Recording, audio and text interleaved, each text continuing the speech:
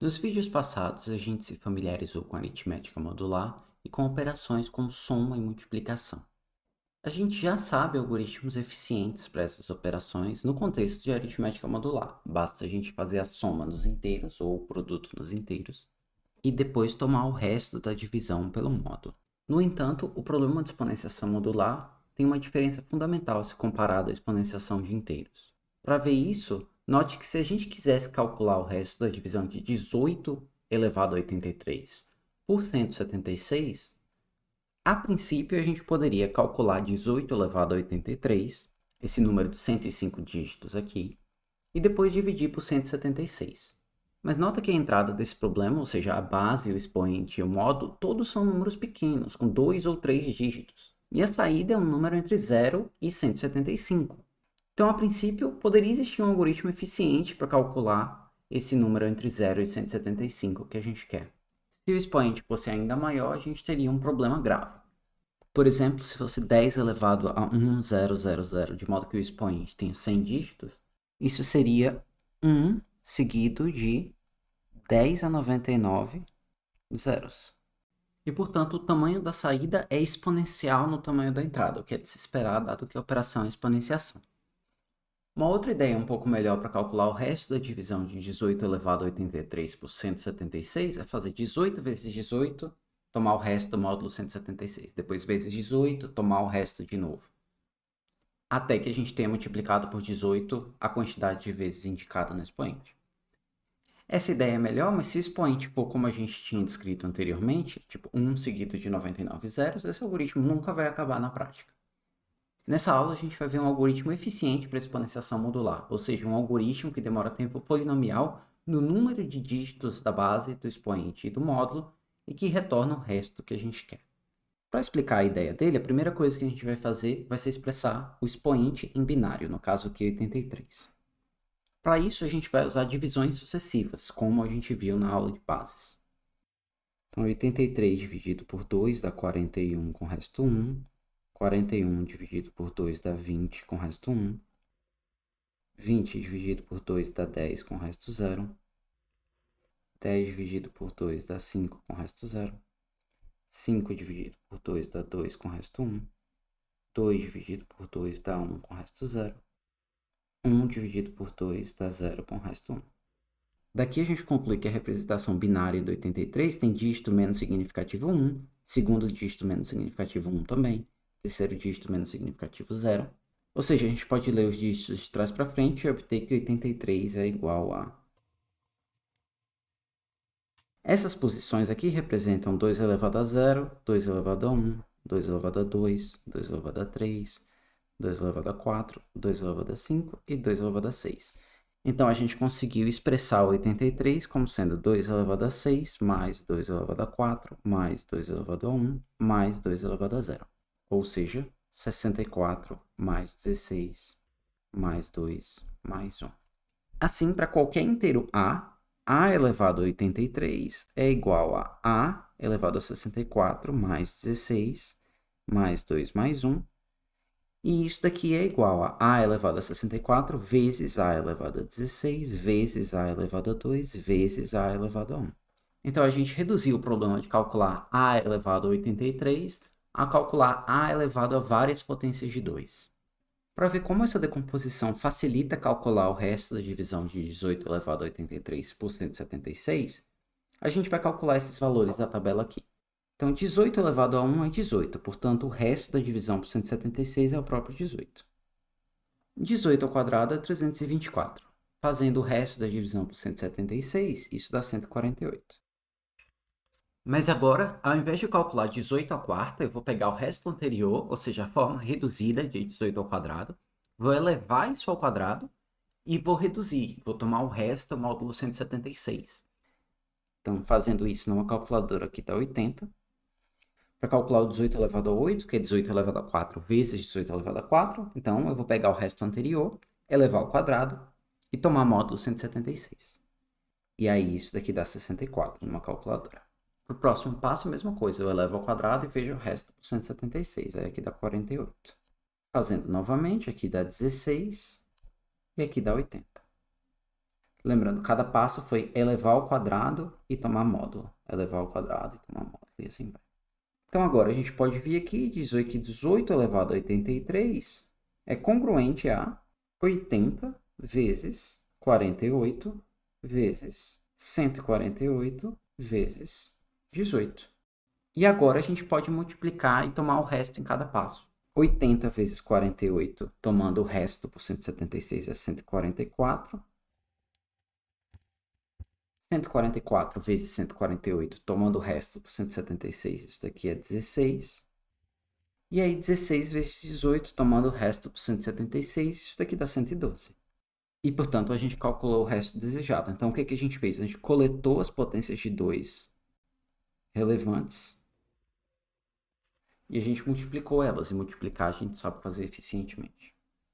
Do jeito que eu descrevi, parece que a gente precisa guardar todos os expoentes ao mesmo tempo, numa tabela grande na memória. Mas esse algoritmo pode ser implementado de modo muito mais eficiente. A ideia de implementar esse algoritmo sem ter toda a tabela é combinar o loop que encontra os dígitos binários do expoente com o loop que calcula a resposta. Então, a gente vai manter duas variáveis, expoente atual e potência atual. E expoente atual vai começar com o expoente dado no problema e potência atual vai começar com a base dada no problema. Para fins de visualização, a gente vai manter as representações binárias dos expoentes na tela, mas o algoritmo não assume que a gente tenha a representação binária dos expoentes. O algoritmo vai fazer divisões com o resto por 2 para obter essa informação à medida que for andando.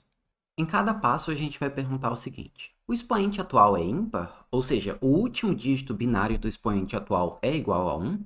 Bom, se sim, a potência que está marcada no potência atual, que é no caso 18 elevado a 1 nesse caso, vai ter que ser multiplicada na resposta. Então, a gente já processou esse último dígito aqui do expoente original. Agora a gente vai dividir o expoente atual por 2, do mesmo jeito que o algoritmo que vimos na aula de bases faz. Na visualização, isso significa remover o último dígito do expoente atual. E só para facilitar a visualização, eu vou deixar em decimal aqui. E depois da gente fazer isso, a gente vai elevar a potência atual ao quadrado, do mesmo jeito que a gente fez na tabela anteriormente. Lembrando de tomar também o resto módulo 176. Agora a gente vai olhar de novo o último dígito do expoente. Ah, ele é 1? Ah, então a gente tem que levar em conta essa potência aqui, que na verdade módulo 176 é esse 148 aqui. Então a gente vai multiplicar esse número na resposta.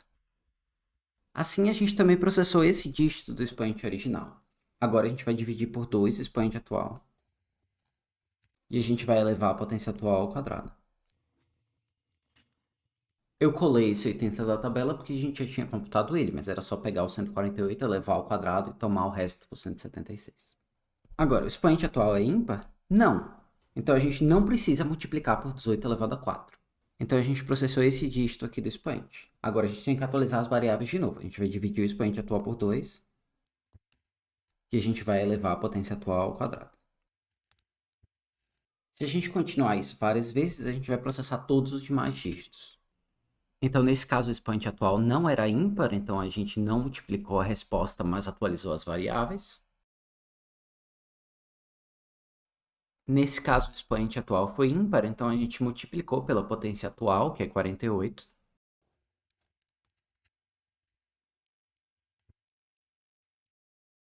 Nesse caso, o expoente atual foi par, então a gente não multiplicou por nada, mas a gente ainda vai atualizar as variáveis.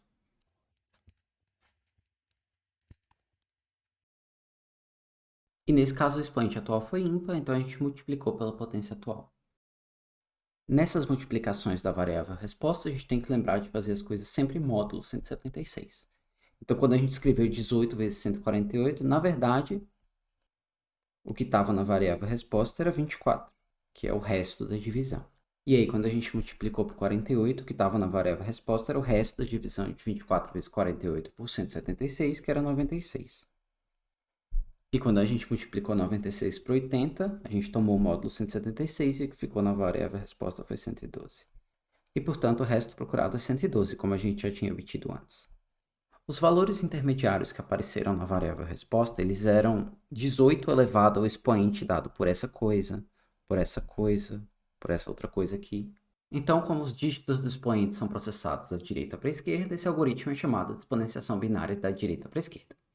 Aqui tem um pseudocódigo do que a gente fez a menos de inicializar as variáveis. Enquanto o expoente atual foi positivo, a gente fazia o seguinte: se o expoente foi ímpar, a gente atualiza a resposta multiplicando ela pela potência atual e tomando o módulo. E em todo caso, a gente eleva a potência atual ao quadrado tomando o módulo e divide o expoente atual por 2. Nesse pseudocódigo, a gente vê que o número de iterações do loop enquanto é o número de dígitos binários do expoente. Como cada iteração faz multiplicação de números que são no máximo um módulo, então todas as operações aqui são feitas em tempo polinomial no número de dígitos da entrada. A título de curiosidade, existe uma variante muito similar da exponenciação binária que processa os dígitos do expoente da esquerda para a direita.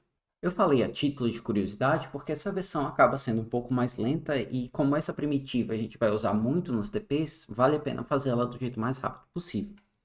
Mas em todo caso, vamos escrever esse jeito alternativo. Imagina que a gente quer calcular o resto da divisão de a elevado a b por alguma coisa. Se a gente divide b por 2 e obtém um quociente e um resto, então certamente a elevado a b é igual a elevado a 2q mais r, e isso é a elevado a q ao quadrado, se b for par, ou seja, se r for zero, e a vezes a elevado a q ao quadrado, se b for ímpar, ou seja, se r for 1. Esse a elevado a q que está aqui dentro é uma outra exponenciação, então a gente pode calcular com uma chamada recursiva. O caso base da recursão é que a elevado a zero é igual a 1. Eu vou deixar para quem se interessar verificar que quando você faz as chamadas recursivas e volta, você obtém a base elevada a isso, depois a isso, depois a isso aqui, depois a isso aqui, depois a isso aqui, depois a isso aqui, depois a isso aqui. Então as respostas intermediárias correspondem a pedaços do expoente olhando da esquerda para a direita na representação binária.